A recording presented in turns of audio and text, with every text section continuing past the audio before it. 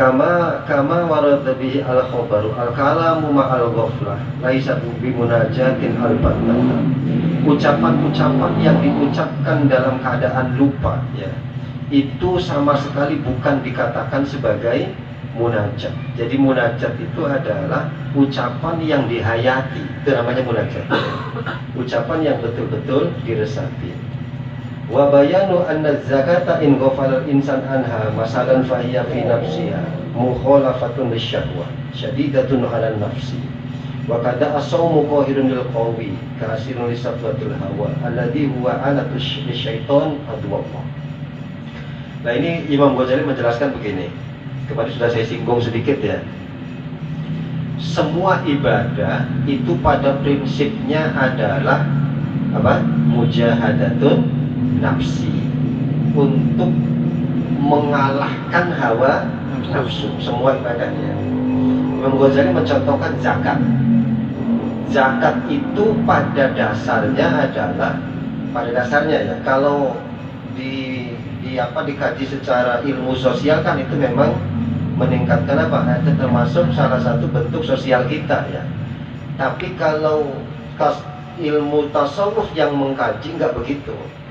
Zakat itu adalah cara kita untuk memerangi nafsu. Cara kita memerangi nafsu. Karena setiap orang ini sebenarnya ketika dia capek-capek mencari uang dan uang itu telah dikumpulkan, ini semuanya juga tidak menginginkan uang itu bisa lepas, ya kan? Jadi nafsu itu ketika kita dapat uang ya jangan sampai lepas, itu nafsu. Iya, kalau yang kita miliki cuma 10 juta, 100 juta. 100 juta 2,5%-nya berapa?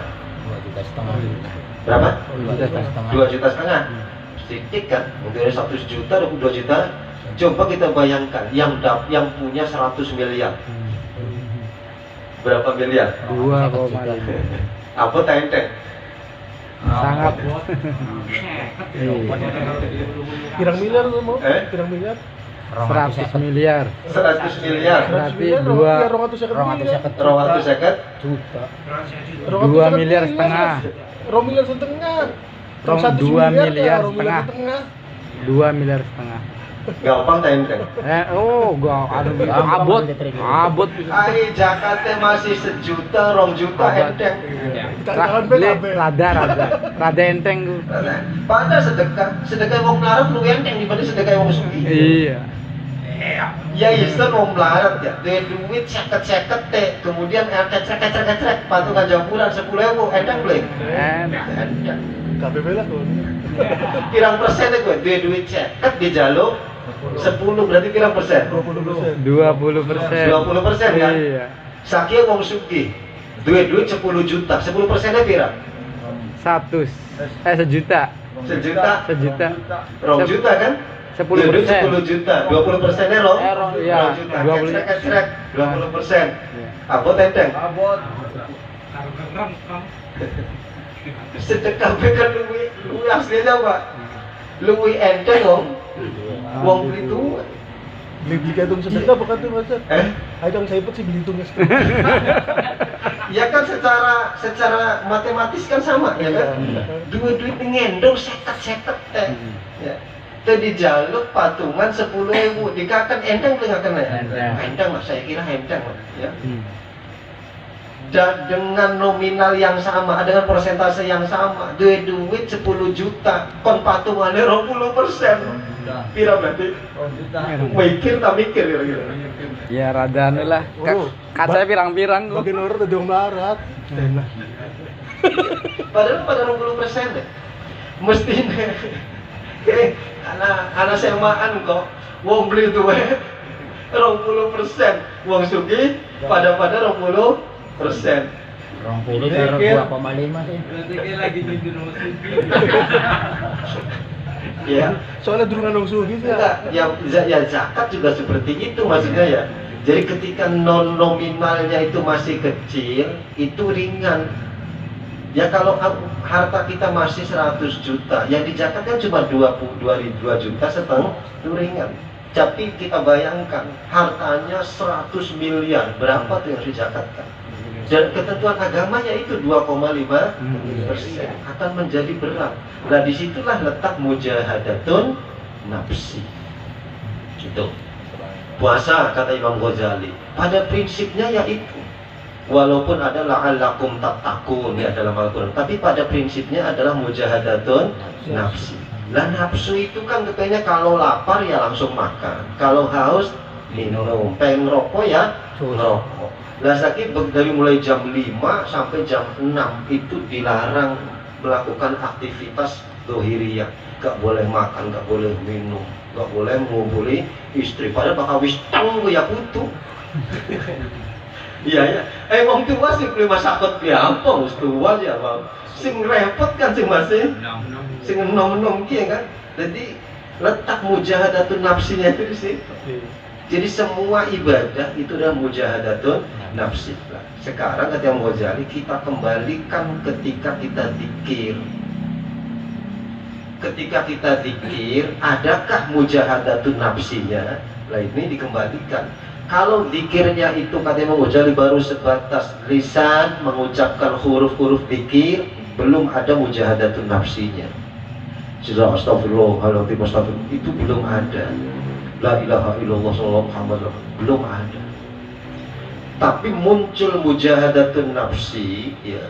Tujuan dari zikir bisa tercapai di samping mulutnya mengucapkan kalimat-kalimat zikir, huruf-huruf zikir, itu hatinya sekuat tenaga menghadirkan Allah ya di tengah-tengah dia berzikir. Ini yang susah. Iya. Zikir itu lah ya. Ketika kita zikir, ini kebanyakan ketika kita astagfirullahaladzim, tapi kok pikirannya kemana-mana ya. Nggak fokus kepada Allah. Padahal mestinya ketika astagfirullahaladzim kan maknanya astagfirullahaladzim itu kan apa? Ampunilah dosa. Iya, nyuwun pangapun ya kan, minta diampuni dosa. Sallallahu alaihi Muhammad, sallallahu alaihi Muhammad, sallallahu alaihi Muhammad. Mestinya terngiang dalam batin kita itu. Ya Allah, pertemukan dengan kanjeng Nabi itu. Sallallahu alaihi Muhammad batin, pertemukan dengan Rasulullah, pertemukan dengan Rasulullah. Maka orang-orang yang mendapatkan faiz, mendapatkan keberuntungan di dunia, sebelum sakaratul maut dia akan dipertemukan oleh Allah dengan kanjeng Nabi Muhammad sallallahu alaihi wasallam. Wasilahnya ya tadi sholawat itu. Tapi sholawat yang kita berusaha untuk mujahadatun nafsi, menghadirkan Rasulullah di dalam kolbu kita, itu yang hebat itu. Jadi kalau cuma Sallallahu Muhammad itu namanya zikir, zikir huruf istilahnya. Tapi zikir yang punya maziyah itu adalah zikir yang mampu menghadirkan Allah di dalam kolbu, baru muncul mujahadatun nafsinya. Itu yang susah. Caranya kapriben tuh tadi. Simba kabani maten dreweles, orang kabani mata. Cara untuk rangka menghadirkan Allah kok kapriben kono. Yang pikirannya dijerat ya. Kayak kemarin kan sudah dibahas ya. Caranya adalah menjerat pikiran, jangan berkelana kemana-mana. Lah coba kita apa namanya? Kita coba rasakan ketika kita sholat ya. Pikiran kita kan sering kemana-mana, iya kan? Ini semua ya. Nah, itu. Ini kata Imam Ghazali, setan itu, iblis itu akan datang setelah kita takbiratul ihram. Dan datangnya apa? Dia itu mudik-mudik hati, mudik-mudik pikiran. Kakak pikiran kan kan? Ya. Karena sing pasukan wayaya, oke, wayai bayar apa namanya kreditan seumpama ya. Sing paling anu gegulak ketemu ya. Bakal lagi sembahyang ngono. Oh, karena iblis itu punya banyak cara ya. Sehingga di sholat pun ngabsen wong. Siapa ya kira-kira? Ya, sing bisa disilih kredit panci, kredit apa namanya? Langsung ya kan? Ada bank keliling bilang kan? Ya bank keliling kayak kan? Ya naudzubillah ya. Kelilingnya jam sana tapi sing awit suku wis pusing kita tuh. Ngabsen uang siapa sih bisa disilih. Lah itu iblis. Jadi iblis itu datang di tengah-tengah kita sholat, kemudian mengajak pikiran kita itu sibuk di luar sholat. Kata Imam Ghazali, kalau begitu tarik kembali itu. Begitu kita sadar, kita sadar ya bahwa pikiran kita lepas, tarik balik. Hei, lagi sholat. Hei, lagi sholat. Gitu. Ya. Ini sama ketika kita terhinggapi rasa riya. Ya. Kata Imam Ghazali, sesuatu yang baru kita pakai itu pasti riya sudah. Ya, yang baru kita pakai. Sarung hanya riya pasti, itu pasti. Ya. Topong hanya riya, rapi aja riya. Oh, kalau ditanya Paman BAS. Paling BAS ya. Kayak bagian kan anak capek sarung belum sampai sampai dibuang supaya mau pada kantor. Cap regai gue. Sing kurang ajar yang mana gak pabrik sarungnya mana enggak capek ku anak ku ning sor ning tumpal aja. Ya coba lah ya. Kita berangkat ke masjid nanti nih ya. Yang biasa kita berangkat Jumat pakai HMM ya. Kemudian lebaran pakai BHS. Yakin menteri pemingsor kantor ini mau capek ya. Kantor jagung gak berasa kok. Ya itu wajar yang baru.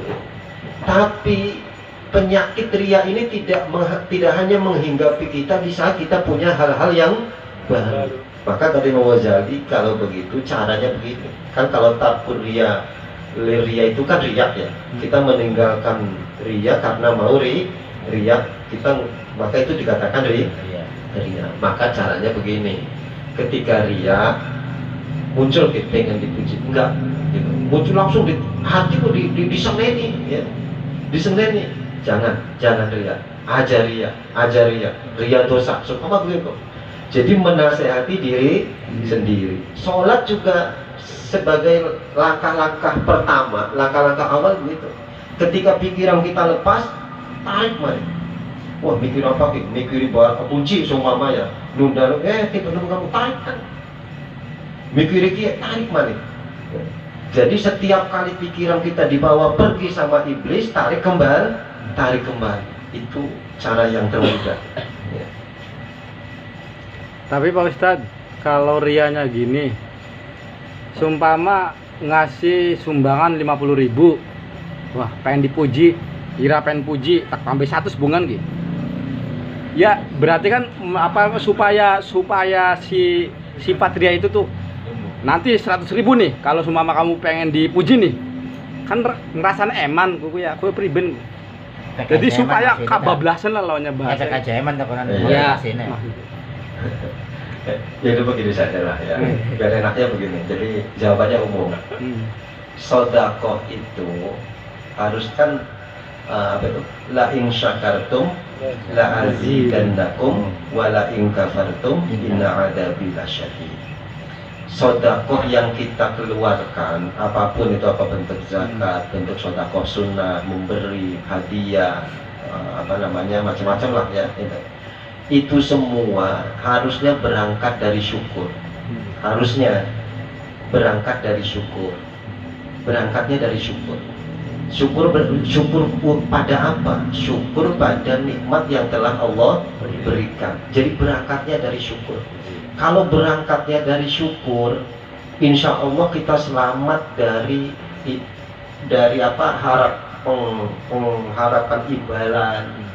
Kan ada orang sodako itu ente urip jemaah jemprat sodako coba peke sugi lah itu kan ya. Ake sodako bah peke rezekine bancar ya itu betul.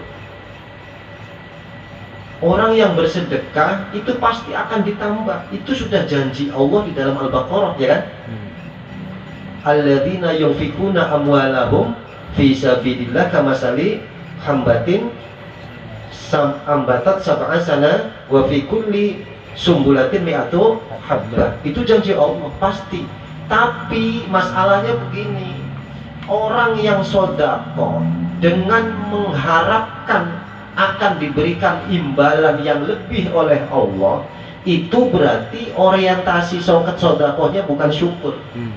Karena masalahnya itu saya tumpuk kita di sini. Saya tumpuk. Ya, modelnya baru ditumpuk itu bukan repot. Ya. Ini kan masalahnya di situ. Sehingga sedekah yang model begini ini tidak bisa selamat dari ujub, nggak bisa selamat dari riya, nggak bisa selamat dari takabur dan semuanya. Tapi jika motivasinya berangkatnya kita sedekah itu syukur, ya, maka la azidannakum. Jadi berangkatnya dari syukur. Kalau lagi beli duit pisang, ibarat orang dagang lah, lagi beli duit pisang, kemudian jangan wong tuku, lagi syukur, ya Allah, alhamdulillah. Karena bungai ana wong tuku barang isun akhirnya disedekahkan. Lah itulah sedekah yang berangkatnya dari syukur. Ada orang yang sedekah seperti tadi, jadi gawa kalkulator dingin. Kayak Yusuf Mansur. 10 juta. Dari 10 juta, sedekah pira 1 juta. 1 juta dikali itu wis pitung juta dikali 100. Itu mah. Terus akhirnya bismillah sedekah. Boleh tidak? Ya boleh. Dapat enggak balasan 100 kali lipat? Pasti. Kenapa pasti? Allah yang jamin itu dalam Al-Quran. Innallaha la yukhliful mi'ad. Ketika Allah berkata, Allah nggak mungkin Reset. kemudian bohong, membohongi, khianat nggak mungkin. Ya, itu pasti. Tapi alangkah baiknya kalau kita bersedekah sekecil apapun atau sebesar apapun sedekah, berangkatnya dari syukur. Mau bengi anak lahiran selamat utuh di dalam kupingnya bener, cangkemnya bener, matanya bener kabeh utuh. Akhirnya esok-esok sedekah 10.000 di fakir miskin. Itu berangkatnya dari syukur. Jika sedekah itu berangkatnya dari syukur, maka dia selamat dari riya, selamat dari ujub, selamat dari takabur, dan selamat dari tomat. Walaupun tomatnya kepada Allah, ya, mengharapkan imbalan berlapis dari Allah.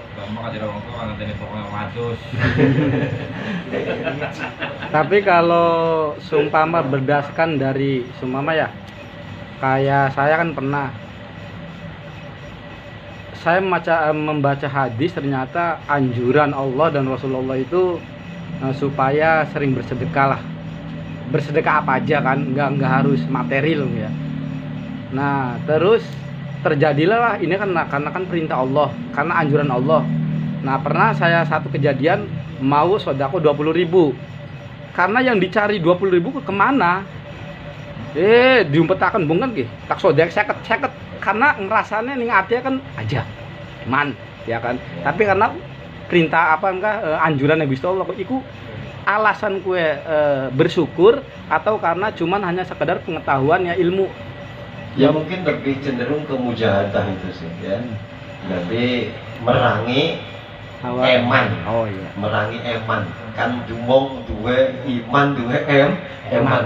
Iman karo eman ki betulan campur iki. Selalu engan Mas. Iman karo eman. Wis engan terus iki. Ya, kan gelembar. Ya mungkin merangi eman ya. Bukan sedekah nafsu. Iya. Ya dari nafsu karena nafsu kan. Ya sama ya. Maksudnya tidak hanya sedekah ya. Sholat saja kan begini. Jam pira, jam 1, jam setengah 2 sembahyang. Ada orang yang berangkat sholatnya karena menyadari bahwa itu kewajiban. Berarti berangkat sholat karena wajib. Tingkatan yang lebih tinggi, yang agak tinggi lagi adalah ketika jam 1, jam setengah 2, ya Allah, alhamdulillah, dia masih urip, masih sehat, masih waras, masih berigas, ya kan? Akhirnya berangkatlah sholat sebagai rasa syukur saat itu masih waras, berigas. Berarti sholatnya berangkat karena syukur. Jadi kadang-kadang sama ya, hanya motivasinya saja yang berbeda, niatnya saja yang berbeda. Ya kayak ngaji lah, yang ngaji pasti wajib kan? Thalabul ilmi fardhun ala kulli muslimin. Itu hadis itu sahih ya. Semua periwayat hadis ittifaq itu sahih, bahkan ada yang mutawatir. Sehingga kita berangkat kemudian berangkat ngaji karena wajib kan, ada kesempatan kemudian juga wajib. Nah itu berarti berangkatnya ibadah kita karena melakukan kewajiban. Kalau pengen naik tingkat, kita berangkatnya bukan itu. Tapi berangkatnya ya Allah, iki jam sanga isun masih di paiwan, terus di berigas ya. Batur-batur isun nih karena lagi pada ngaplang-ngaplang di rumah sakit kan namanya. isun kia masih sehat ya. Siapa weruh kok jam 10 mati jerewaan kok daripada mati ning rancang ning dule kasur lebih bagus mati di majelis taklim. Wingi ngomong kono nggak? Jangan ya. Akhirnya Pak berangkat gajinya karena syukur. Nah, ayat la